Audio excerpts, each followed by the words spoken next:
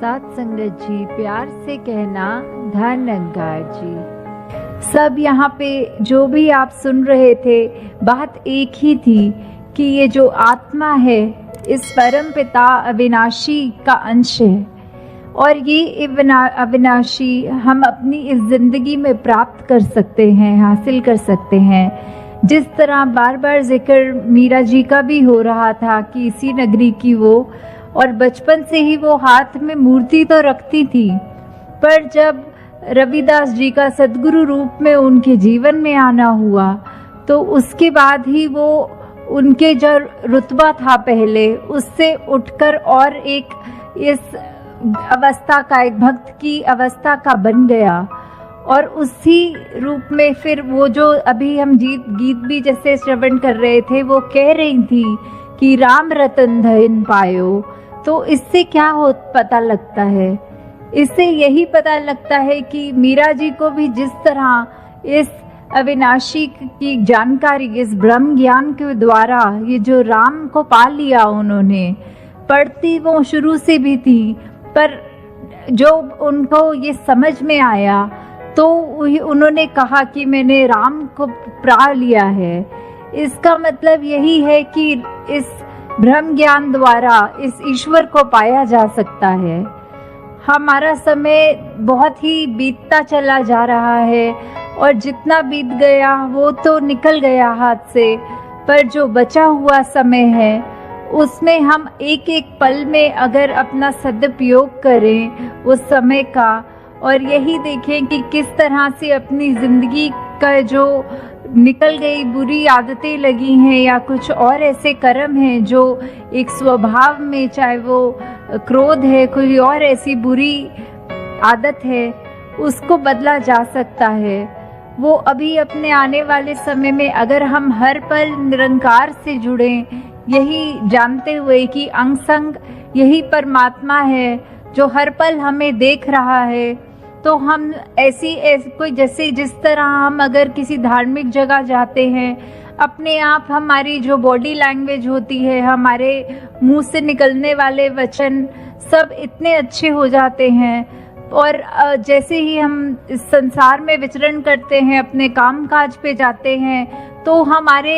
मुंह से भी वो अच्छे मीठे वचन की बजाय वो रूखे सूखे बोल, गालियां, ऐसा शब्द निकलता है जो किसी हालत में भी ठीक नहीं होते शब्द। तो अगर हम यही जाने कि ये प्रभु परमात्मा हमेशा साथ है, उसके भय से हमसे ये भाषा में भी सुधार धीरे धीरे होता रहेगा, और बाकी भी जो भी हमारी कोई ऐसी आदतें हैं जो लोभ, अभिमान, काम, क्रोध, कुछ भी, वो भी सब धीरे धीरे छूट जाता है। हमारे पास अपनी ज़िंदगी में बहुत ही चॉइसेस होती हैं कि हम क्या करना चाहते हैं। जिस तरह अगर हम चाहें तो अगर टीवी देखें तो टीवी पे क्या हम न्यूज़ देखना चाह रहे हैं, या हम कोई गाना सुनना चाह रहे हैं, या इत्यादि सीरियल देखें। उसी तरह रेडियो में भी बहुत ही स्टेशन होते हैं, कोई भी लगा लें। इस तरह हम कोई पसंद अपनी चॉइस में चावल करता है, भोजन में कोई रोटी करता है। तो चॉइसेस तो हमारे पास हर कदम पे हैं जीवन के, पर जो हमारी ये विवेक है, ये बुद्धि है, ये चेतनता है, वो हमको अगर तो एक ब्रह्म ज्ञान की जानकारी रखे तो फिर हमारे वो डिसीजन भी बिल्कुल पॉजिटिव होते हैं। जिस तरह हम सोचते हैं कि हम इस अपनी चेतनता, इस बुद्धि से काम लें और इसको एक परोपकार की नज़र से ही अपनी ज़िंदगी को आगे चलाएं, उस छायादार वृक्ष के समान जो खुद तो धूप में खड़ा होता है, पर उसके नीचे जो भी आए उसको सिर्फ छाया ही देता है। उसी तरह जिस तरह एक सैंडलवुड जो होता है, उसका एक खुशबूदायक इतनी खुशबू होती है उस पेड़ में, उस पे अगर सांप भी लिपटे हों और उसको डस भी लें तो भी वो चंदन की लकड़ी ने तो बस खुशबू ही देनी है। हम इसी तरह अपने जीवन में और जो भी गुण ला सके वो कदम कदम पे ये सत्संग रूप में इकट्ठे मिल बैठ के वो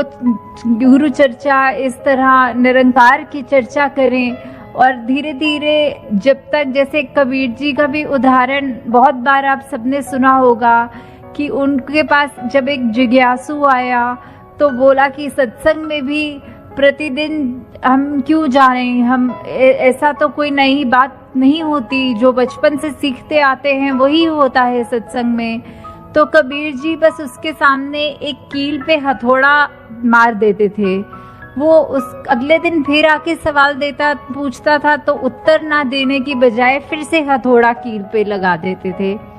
कुछ ही दिनों बाद जब उसको समझ में आ गई बात कि इसका मतलब जिस तरह एक कील दीवार पे पक्की करने के लिए बार बार उस पे हथौड़ा मारना ज़रूरी है, उसी तरह हम अपने जीवन में अपने संस्कार अच्छे करें, अपनी आदतें अच्छे करें कि जिस तरह हमारे ढल जाए वो व्यवहार में, उसके लिए सत्संग भी ज़्यादा से ज़्यादा करें तो ही वो चीज़ें उस तरह सबकॉन्शियस माइंड से बैठते हुए अपनी आदत में हो जाती हैं। जैसे एक और उदाहरण इस पे हो सकता है कि एक अगर क्रिकेटर देखते हैं, जो क्रिकेट खेलते हैं सब जानते ही होंगे कि तरह तरह की बॉल्स फेस करनी पड़ती हैं एक बैट्समैन को, तो उसमें भी अलग तरीका जो होता है कि अगर तो ऐसा नहीं है कि किसी अगर कोई क्रिकेट खेल रहा है उसको बोलो कि तुम्हें खेलनी तो आती है गेम, तो तुम हर दिन प्रैक्टिस क्यों करते हो, तो वो यही आगे से उत्तर देगा कि खेलनी मुझे आती है गेम, पर जब तक अगर मैं रोज ये अभ्यास ना करूं तो ऐसा हो सकता है कि जिस तरह एक बोलते हैं रिएक्शन, कि वो गेंद अगर तेज आ रही है तो मुझे अपने बल्ले को किस तरह घुमा के मारना है, या फिर धीरे आ रही है तो किस तरह वो गेंद को रोकना है। तो ये चीज़ अभ्यास से ही आएगी ताकि जिस समय ज़रूरत हो उसी समय ऐसी गेंद का सामना करके ज़्यादा रन बन पाएं। उसी तरह एक और उदाहरण कि अगर एक बोरी है, उसको अगर हम जहाँ पे भी छेद करेंगे जो उस बोरी में भरा होगा वही गिरेगा, चीनी होगी तो चीनी गिरेगी, और कोई उसमें ऐसे गंदगी या कोई कड़वी चीज़ होगी तो वो गिरेगी। वैसे ही हमें अपने अगर बोलचाल में, व्यवहार में हमेशा ऐसी चीज़ रखनी है कि हमारे को कभी भी ऐसी सिचुएशन आ जाती है, एक स्थिति आ जाती है जीवन में कि एकदम से तब सोचने का समय नहीं होता, हम अंदर से जैसे होते हैं वैसे का वैसा ही बाहर प्रकट हो जाता है। तो हम अपने आप को अंदर से ही कर्म रूप में इतने अच्छे रखें कि कोई भी स्थिति हो वहाँ हम एकदम से जिस तरह हर एक को पसंद आए वैसा ही व्यवहार हो, वो हमारे लिए भी अच्छा है, औरों के लिए भी हम अच्छे बोल कर उनको भी कंफर्ट देख सकते हैं। और फिर दासी फिर से अंत में वहीं पे बात जोड़ना चाहेगी जहाँ से शुरू की थी कि इस तरह जहाँ पे हम इस परम पिता की प्राप्ति कर सकते हैं, ये हो सकता है और ये इसी जन्म में हो सकता है, क्योंकि जिस तरह और हम देखते हैं कि मनुर्भव बोलते हैं मनुष्य बनना, कि इसी समय हम जब मनुष्य बनकर आए हैं तो हमारे पास ऐसी क्या चीज़ है जो पशुओं में नहीं है, वो यही समझ है। जो समझ जिस समझ हमको जो कहते हैं कि एक दृष्टि, आंखें होने के बावजूद हमें एक ज्ञान की दृष्टि का समझ हो सकती है जो हमको जीवन मुक्त कर सकती है, कि हम जीते जी मुक्त हो जाएं, कि ऐसा नहीं है कि सिर्फ वृद्ध अवस्था में ये करें कि अब जीवन खत्म हो रहा है तो अब करें, ध्यान लगाएं, ऐसा नहीं है। किसी भी अब अपनी जीवन काल को हर पल सुनहरा करने के लिए ये ज्ञान अगर हमारे पास हो तो हम जीवन मुक्त हो जाते हैं, ना कि हमारा सिर्फ ये जिंदगी संवरती है, पर जिंदगी के बाद जिसको मौत का समय बोलते हैं कि परलोक सुखी भी होता है और आगे भी सुहेला है, तो लोक सुखी परलोक सुहेला। तो ऐसे ही जो हमारी जिंदगी है वो हाथों से फिसल ना जाए और इसमें जीते जी हम अपनी जीवन में जहाँ विशालता लाएं, नम्रता लाएं,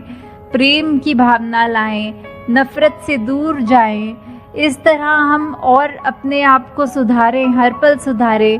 और ये हो तभी सकता है जब बिल्कुल एक जो कहते हैं गुरुमत कि गुरु के अनुसार चलने वाली बात, कि जिस तरह हर पल अभी जिक्र भी किया था कि बार बार कि ज्ञान कक्ष खुले हैं। आप सब जो भी जिज्ञासु हैं, जो है कि जीवन के बंधनों में, जिस तरह हम गीता का भी उदाहरण दें तो जहाँ श्री कृष्ण जी ने ये जीवन बंधन की बात करी है, वहीं पे मोक्ष और मुक्ति की भी बात करी है। वो यही कह रहे हैं, समझा रहे हैं कि जिस तरह हम अपने कपड़े प्रतिदिन बदलते हैं, उसी तरह हम एक योनि से दूसरी योनि के बंधन में हमारे शरीर भी उसी तरह बदलते जाते हैं। और जब हम ये ह्यूमन बन के आते हैं तो वही चॉइस वाली बात है कि अब हमारी संभावना है, हम मनुष्य बनकर आए हैं, संभावना है कि हम बन सकते हैं, अब हम मुक्त हो सकते हैं। तो हम इस ज्ञान को प्राप्त कर लें ताकि जीवन हमारा अपने जीते जी भी, कोई चाहे हमारी परिस्थितियां कैसी भी हों, मन स्थिति एक जैसी हो, जैसी भी हो परिस्थिति एक सी हो मन स्थिति। कि कैसे आप सब ये परमपिता परमात्मा निरंकार ये घट घट पे जो बसा है, अभी शब्द भी जैसे आया कि हर एक में हमने क्या देखना है कि ये निरंकार की जो अंश है, ये आत्मा हमारे अंदर है और हमारे जीवन का लक्ष्य है अपनी आत्मा को परमात्मा से मिलाने का। तो जहाँ कि हर एक को जब हम हर एक के अंदर वो नूर देखेंगे, ये निरंकार का ही अंश देखेंगे, तो फिर ही प्यार होगा। नहीं तो वो पॉसिबल नहीं हो पाता कि अगर हम जैसे यहाँ बैठे हैं, किसी का नाम तक भी नहीं जानते, या कोई और अभी कोई दूसरे देश में कोई बैठा होगा जिसको कभी ना मिले हैं ना मिलेंगे, तो कैसे पूरी सृष्टि से ही हम उस तरह प्यार कर सकें।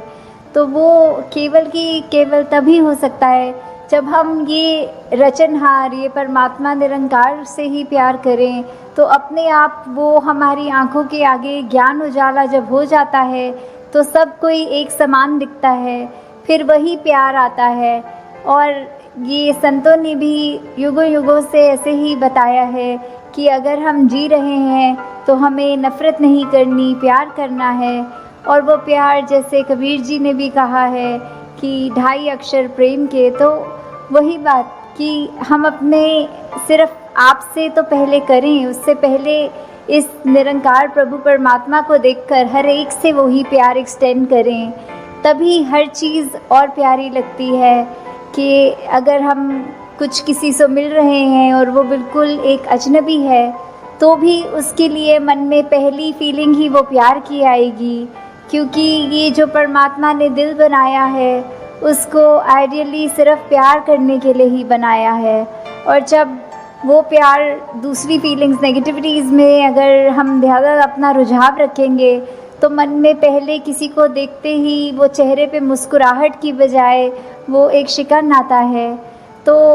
इसी में हमें ये देखना है कि किस तरह हम अपने आप में वो तब्दीली लाएं, ये ज्ञान प्राप्त करके एक वो अपने मन में ठहराव लाएं, ये प्यार और बढ़ाएं अपने दिल में, कि हर एक में ही फिर ये निरंकार का खुदा का अंश जब दिखे तो हर एक से ही उस तरह प्यार हो जाए। हाँ जी। अन के घट घट अंदर सबना दा सत्कार करन। तो फिर ये भाव प्यार के बाद आता है सत्कार का। जब हर एक में खुदा को देखा तो उसमें सत्कार कैसे करेंगे एक दूसरे का, जब हम जजमेंटल नहीं होंगे किसी के बारे में, उनको देखकर कि वो इस तरह के व्यक्ति हैं या इस तरह उनका एक आचरण है,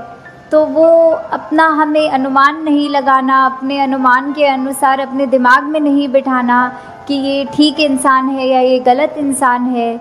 जब वो जिस दिन जजमेंट्स ख़त्म हो जाती हैं तो मन में फिर वो सत्कार की भावना एक आती है हर एक के प्रति, कि किस तरह हर कोई ये सत्कार का पात्र है, क्योंकि इतनी बड़ी दात ये निरंकार परमात्मा जिसके भी हिस्से में है और बाकी भी जो अभी अपरिचित हैं उस ब्रह्म ज्ञान से, तो हर एक में जब वो देखेंगे तो मन सिर्फ वो प्यार करेगा, सत्कार करेगा। और फिर हम हर एक को वो बेनिफिट ऑफ डाउट की जो बात आती है कि अगर किसी ने कुछ हमें गलत भी कर दिया, कोई किसी का कर्म हमें दुख पहुंचाता है, तो अपने उस व्यक्ति से गुस्सा ना करके सिर्फ एक ही भाव मन में अपने आप आएगा कि उस व्यक्ति की शायद कोई मजबूरी रही होगी, आज उसका हो सकता है दिन अच्छा ना रहा हो, कोई किसी ने कुछ उसको बुरा बोल दिया हो तो इसलिए उसका मन कड़वा हुआ है, इसलिए उसके बोल कड़वे निकले हैं। तो जब तक ये बात नहीं हम दे पाएंगे अगले को बेनिफिट ऑफ डाउट, तब तक हम वो सत्कार, ये प्यार कुछ भी नहीं उस तरह दे सकेंगे, क्योंकि हम अपने आप को तो बहुत जल्दी उस तरह माफ़ कर देते हैं कि चलो ये चीज़ हमसे गलत हो गई, कोई बात नहीं, हम अपने आप को माफ़ कर रहे हैं। पर वही अगर सामने वाला व्यक्ति कुछ अगर गलत करता है तो एकदम से हम उसका एक वो जजमेंट पास करते हैं, हम ये सोच विचार कर लेते हैं कि ये इंसान को तो आज के बाद मुड़कर देखना भी नहीं है। तो हमें इस तरह अपने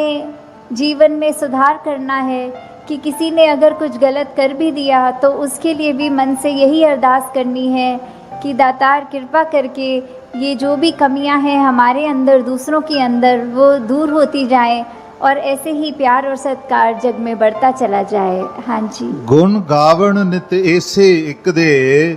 ऐसे दा दीदार करन। तो ये जो दीदार की बात होती है, किसका गुण गाना है, किसके दीदार करने हैं, तो वो ये परमपिता परमात्मा निरंकार, ये जो एक ऐसी सत्ता है जो शुरू से है, वो हमेशा से कायम दायम रहने वाली, कि कैसे हम जब तक वो एक निरंकार जो इस तरह से देखा जाए, अगर एक व्यक्ति दूसरे को देख रहा है तो उनकी आंखों के बीच में भी वो है, वो अपनी पलकों से भी नज़दीक है, जैसे बोलते हैं शारक से भी नज़दीक। तो इतना करीब होने के बाद जब वो अपनी आंखों से नहीं खुद देखा जाता, वो संतों का संग करने के बाद ही ये दात प्राप्त होती है, जो अपने लिए तो सुखदायी होती भी है और हमारे जीवन में वो ऐसा एक हमारा पल पल बना देती है कि हर पल में सिर्फ ये निरंकार प्रभु परमात्मा का शुक्रिया निकलता है हर समय, और वो भाव कि इसी के ही हमेशा गुणगान करने हैं। फिर बाकी चीज़ें लगता है कि हैं, सबकी इम्पोर्टेंस अपनी है, पर निरंकार से ज़्यादा इम्पोर्टेंट कुछ नहीं, इस परमात्मा से ज़्यादा ज़रूरी कुछ नहीं। हाँ जी। इसे एक दे नाल जोड़ के बेड़ा जग दा पार करन। तो ये बेड़ा जग का, इससे क्या मतलब हो रहा है? इससे सिर्फ यही बात कि हम जब जीवन काल की यात्रा अपनी जी रहे हैं तो उसमें हमें क्या एक ऐसा जो बोलते हैं कि एक परमानेंट चीज़ क्या है, कि जो सबसे मजबूत चीज़ जिसने वो स्थिर है, उसने कभी हमारे उतार चढ़ाव के साथ उतरना चढ़ना नहीं है। जैसे एक तूफ़ान आता है तो हमें बोला जाता है कि कोई ऐसी चीज़ को पकड़ लो, जैसे पेड़ या कुछ जो अपना ज़मीन के अंदर इतनी मजबूती से जिसकी नींव गड़ी हो, ताकि वो हवा फिर हमें उड़ा नहीं सकती। हमने एक ऐसी स्थिर चीज़ को पकड़ लिया है जिसके कारण हम भी, वो हवाएं हमको उड़ा के नहीं ले जा सकती। तो ऐसे ही जीवन में हम अपने जीवन को तब तक अपना अच्छे से जीवन जी सकेंगे जब तक हम ये निरंकार के साथ अपने मन से ना जुड़ें, तब तक वो एक जीवन भी हमारे उतार चढ़ावों के साथ फिर उथल पुथल मचाता है मन में। तो निरंकार का ही आसरा लेना है, निरंकार में ही अपनी श्रद्धा रखकर ये वो बात करनी है कि हमें ये अब जो स्थिर चीज़ मिल गई है, जो कभी एक किसी भी सिचुएशन में अपनी जगह से नहीं हिलती, तो हम फिर वो एक मजबूती का और सहारा लेते चलते जाते हैं और हमारा मन भी और सहारा पक्का करके एक विश्वास और बढ़ाकर फिर हमारे जीवन में ऐसे भी कोई कर्म नहीं हो पाते जो अपने लिए भी नुकसानदायक हों और औरों के लिए भी नुकसानदायक हों। हाँ जी। श्वास श्वास इक नू सिमरन, दूजा कदे त्यावण ना। तो फिर जब एक ये लगन लग जाती है निरंकार के साथ, ये अपने इसको हम हर पल अपने जहन में, अपने ऐसे कर्मों में, अपने भावों में पल पल, वो हमें पता भी नहीं लगता कि जिस तरह सांस लेना होता है उसके लिए कोई ख़ास समय अलग से नहीं निकलता, कुछ भी करते हुए हम वो श्वास लेते हैं, वैसे ही ये निरंकार का एहसास हमारे मुख से उस तरह कभी तो शब्द रूप में भी सिमरन निकलता है, और कभी अगर कोई अन्य काम में व्यस्त हों तो भी वो एक लिव जुड़ी जिसको बोलते हैं निरंकार के साथ। तो जब वो हो वहाँ पे हम रहें पूरे समय, तो दिन में कुछ भी करते चले जाएं, पर लगातार एक चीज़ एक कांस्टेंट रहती है, वो है कि ये निरंकार का एहसास। तो जब तक हम वो सिमरन रूप में अपना नाता निरंकार से और गहरा करते जाएं, जितना अधिक से अधिक हो सके मन में भी करें और बोल से भी सिमरन करें, ताकि वही बात कि ये निरंकार ही है जो सही मायने में सब कुछ है और बिना उसके कुछ भी नहीं, और वो खुद भी सब कुछ होते हुए ना उस तरह दिखता है, पर फिर भी इतने गुण बिल्कुल निर्गुण होते हुए भी। तो हमें भी ये सब ज़्यादा से ज़्यादा ऐसे कोशिश करनी है कि हम बिल्कुल वही गुणों को अपने जीवन में उतार पाएँ, उसी तरह अपने जीवन को चला पाएँ, जिस तरह युगों युगों ने संतों ने चाहा है कि एक कर्म हमारे ऐसे बनते जाएं, एक ऐसा हमारे दिल से दिल का रिश्ता इस निरंकार प्रभु परमात्मा से जुड़े। हाँ जी। कहे अवतार और पूरे गुरसिख एक नू कदी भुलावण ना। तो फिर ये जो एका है ये निरंकार की तरफ इशारा करते हुए कि जो भी पूर्ण गुरसिख होंगे, जिनको ये ब्रह्म ज्ञान की दात प्राप्त हो गई और उसके बाद वो अपने अहंकार को तज के ये उस तरह एक सिर्फ इस एक ही के साथ ही जुड़ा हो, चाहे वो किसी भी भाव से हम लेते हों, जो अपनी श्रद्धा से जो भी बुलाना चाहे, तो उसके साथ जब तक जुड़े हैं इसका एहसास करते हुए, तो ही सब कुछ है। नहीं तो वो एहसास जिस पल खो दिया, समझो वो जीवन काल वहीं थम गया, या फिर वो भी नहीं पता लगता कि कब वो पतन की ओर एक हमारे सोच विचार बन जाते हैं। तो हमें किस तरह ये अपने अंदर और मेहनत करनी है कि बस ये एक जो है इसी के साथ और जुड़ते चले जाएं, इसी के साथ अपना हर पल इस तरह बिताएं कि जैसे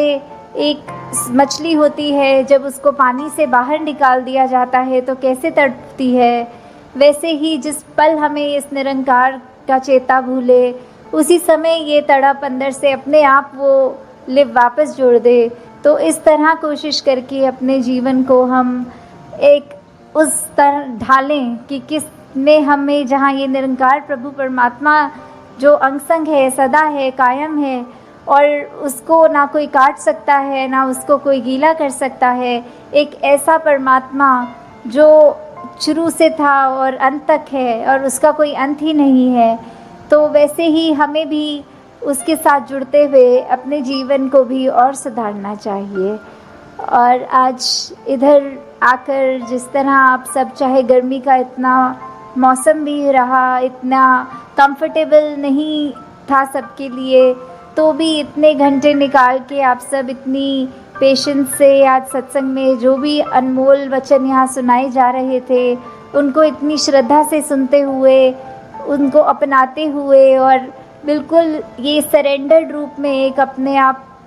का ये निरंकार के आगे अपनी अहंकार को तजते हुए सिर्फ एक वो शीश झुकाकर, एक चेहरों पे मुस्कुराहट रखकर, ये जो अंदर और सीखने की भावना कि ये गुरसिख का तो जीवन ही यही है कि हर पल सिर्फ सीखना ही सीखना है। तो उसी भाव से जब एक मर्यादित रूप में सत्संग होती है और सारी वो बातें सबकी सुनी जाती हैं, तो अपना मन जहाँ हमारा और साफ होता जाता है, जीवन में अच्छे गुण आते रहते हैं, और उसी तरह हम एक और खूबसूरत ये इंसान बनते हैं। हम खुद भी इस मिशन के साथ जब जुड़े हैं, तो ये निरंकारी मिशन का हम एक एक व्यक्ति, हम यहाँ एक एक महापुरुष अपने जीवन को उस तरह सुधार के रखें कि एक समाज में भी अगर कहीं जाएं तो सबके मन में यही लगे कि इस व्यक्ति के जैसे बनना है, इसके पास एक ऐसी दात है जो उसको एक हमेशा बाकियों से अलग दिखाती है। तो इस तरह हमारे कर्म ही जब वो प्रचार का रूप ले लें, हमारी भाषा ही प्रचार का रूप ले ले, हमारे सोच ही प्रचार का रूप ले ले, तो फिर हमारा ये जीवन काल जब तक है, और उसके बाद जैसे लोक सुखी परलोक सुहेला, तो किस तरह ये जीवन भी जीते हुए हमने जहाँ वो ह्यूमन वैल्यूज़ को रखना है, एकत्व, भाईचारा, मिलवर्तन, करुणा, दया, ऐसे अनगिनत जो भी है वो तो रख कर अपने जीवन में हर पल जीवन को जीना है। और उसके बाद ये ब्रह्म ज्ञान जो इस जीवन काल में हमें मिल गया है, वो दात को हमें हर पल ऐसे याद रखना है कि कभी भी अगर अंत समय हो तो वो दात हमें हमसे छिन ना जाए। उसको, निरंकार को ऐसे संभालते हुए हर पल निरंकार का एहसास रखना है। और उसके बाद सिर्फ वही एक दात है जो बाद में भी हमारे साथ आगे जानी है। तो दासी और समय आपका नहीं लेके, सब आप दूर से भी आए होंगे और अभी वापस घरों को भी जाना है, तो दासी और समय ना लेके इन्हीं शब्दों से आपसे आज्ञा चाहेगी। साथ संगत जी, धन निरंकार जी।